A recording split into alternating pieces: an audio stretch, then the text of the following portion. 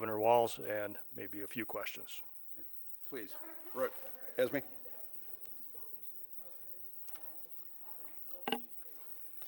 I have not. As I said yesterday, I did speak to Secretary Noem and received a lot of talking points. I will note that I asked Secretary Noem how she would have felt if President Biden had sent 2,000 troops into Rapid City, South Dakota, and she said she would have welcomed them.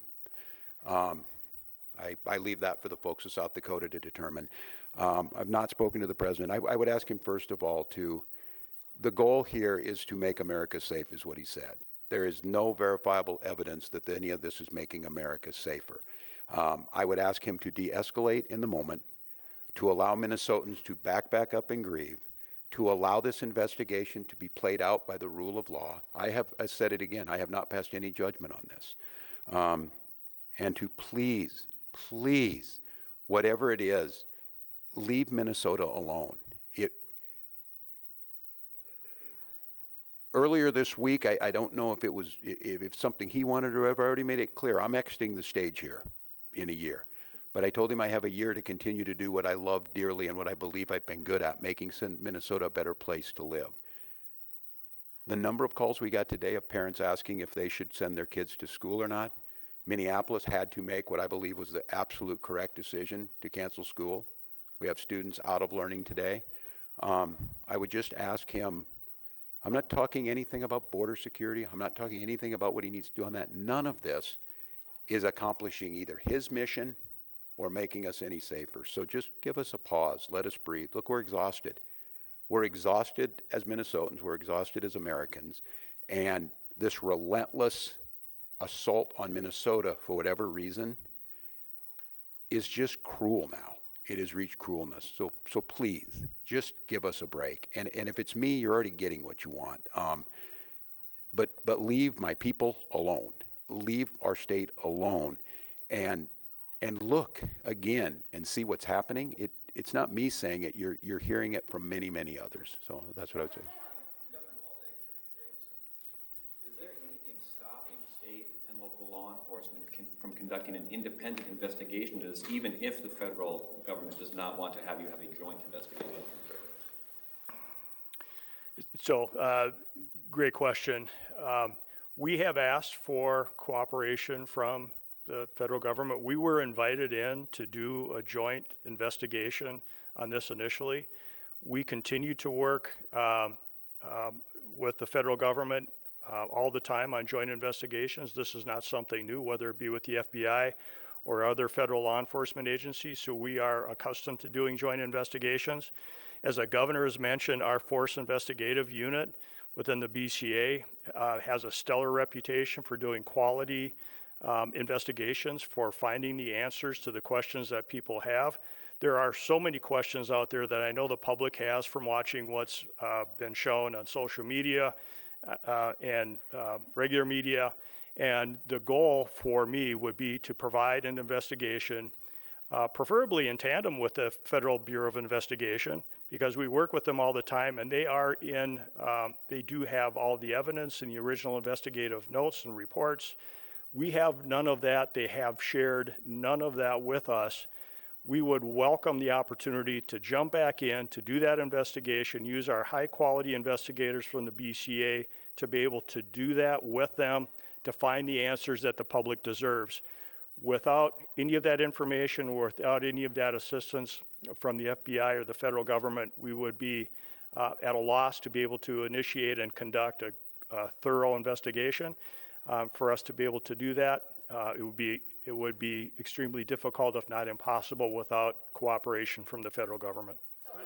How difficult would it be to file state charges without the cooperation of the FBI?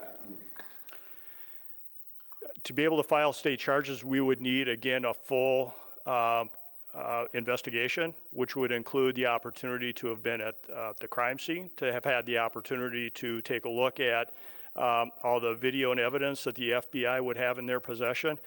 I don't make any prejudgments about what happened yesterday. We can all see what we want to see on the videos and what we have seen in the media. That doesn't mean that none of us, I will not, as a public safety professional, jump to any conclusions as to who is at fault in this. What I will say, though, is that unless we do that thorough investigation, unless we have access to all of that evidence, unless we have access to the agents that were involved in that, to any witnesses, without any of that, we would not be able to put together a quality investigation for any prosecutor to be able to make a determination as to whether or not someone should be charged with a crime. Can I ask I'm one? going to note on this too that no one less than Tom Holman yesterday said it would be unprofessional to pass judgment ahead of time. Now, the disconnect between what Tom Holman said and Kristi Noem said needs to be rectified by the federal government. I will note too, this is a question I asked, not being an attorney of my team, and it will go to the family, that there will certainly be civil cases filed on this, and those will be filed in Minnesota court and be held in court. Corn? What is standard operating procedure when a federal agent of any kind in Minnesota shot and killed somebody, a civilian? Are you usually involved? Is there usually a joint investigation? Generally, if there is any investigation involving use by a federal officer, generally the federal government, federal officials will lead that investigation. We have participated in numerous investigations in the past. It is very infrequent where there's a use of force by a law enforcement officer, federal law enforcement officer, but we have worked jointly and shared information in previous investigations. I'd like to say, I'm going to add on this. I'm going to say, if you truly wanted to de-escalate this situation,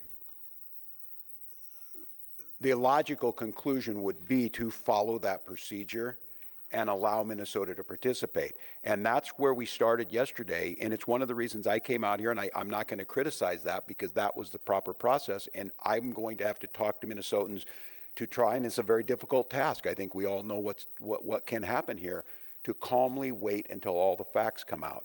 I think you in this room are seeing the gravity of this situation by not allowing Minnesota to participate, and the prejudgment that's already been made by leadership creates a very, very dangerous situation. And that's why, once again, I'm going to reiterate to our federal partners, simply let us be part of this. Use our professional folks.